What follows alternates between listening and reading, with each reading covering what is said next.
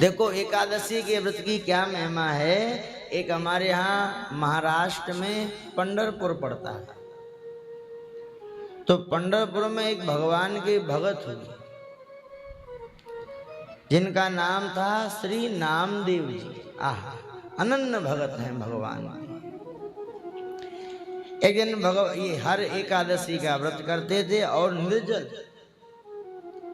और रात में जागरण और करते थे। सोते नहीं थे, जागते थे, कीर्तन करते थे।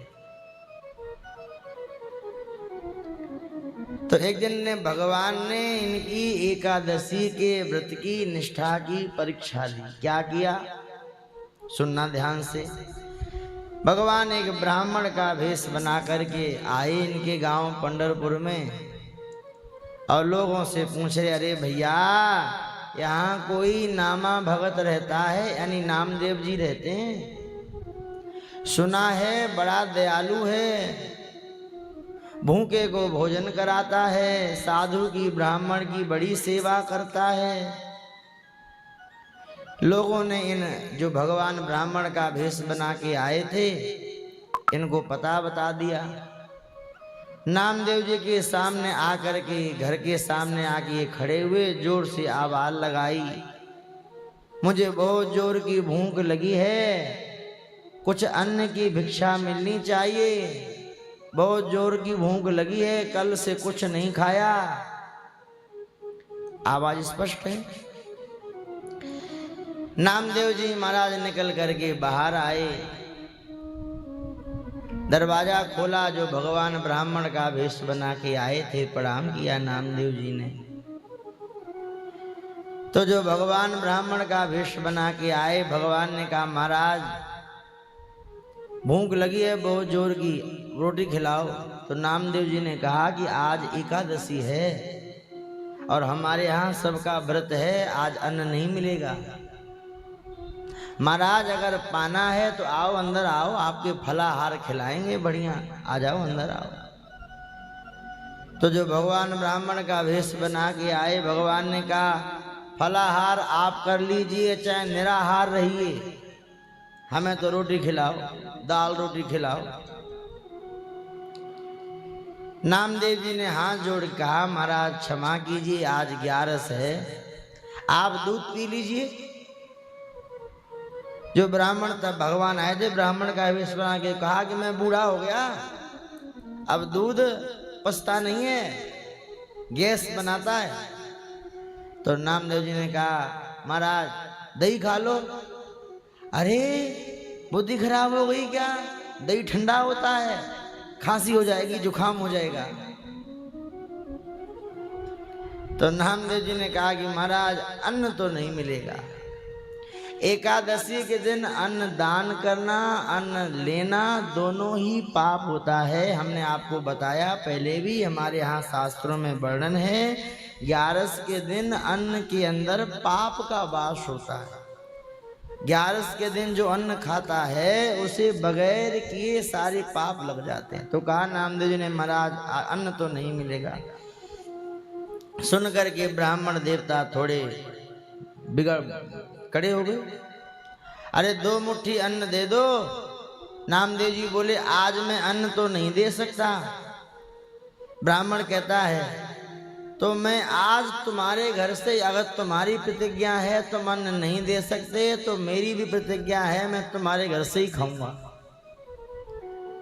ऐसे दोनों अपनी अपनी बात पर डट गए। आगे कथा आई, शोरगुल सुनकर के गांव के लोग एकत्रित हो गए। लोगों ने ब्राह्मण देवता से समझाने लगे, कहा कि अगर ये नामदेव जी आपको नहीं खिला रहे तो आप हमारे घर चलिए, हम आपको बढ़िया भोजन कराएंगे। जो भगवान ब्राह्मण बन करके आए थे परीक्षा लेने, भगवान बोले कि अरे हमारे गुरु जी की आज्ञा है कि एक ही घर में मांगने जाना है, वहां मिल जाए तो खाओ, नहीं तो भूखे रहो। देख लिया इसकी भक्ति, देख ली इसका सेवा भाव, देख ली इसकी संत ब्राह्मण के प्रति निष्ठा।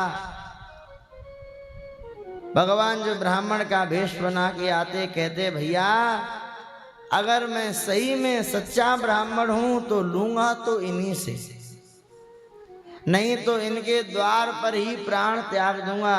नामदेव जी समझाने लगे और नामदेव जी ने कहा कि अगर मैं भी सच्चा भगवान का भगत हूं तो आज मैं भी अन्न का दान नहीं करूंगा। लोगों ने भी नामदेव जी को समझाया, भैया नामदेव जी क्यों ब्राह्मण की ब्रह्म हत्या का पाप आप अपने सिर पर लोगे? भूखा है, हट कर रहा है, आप इसे 2 मुट्ठी अनाज दे दो, तुम्हारा क्या बिगड़ जाएगा? नामदेव जी ने कहा, मैं अगर पक्का भगत हूं तो चाहे ये मर भले ही जाए पर से आज अन्न नहीं दूंगा। लोग तो धीरे धीरे वहां से चले गए। नामदेव जी घर के अंदर चले गए, कीर्तन होने लगा। नामदेव जी कीर्तन करते थे।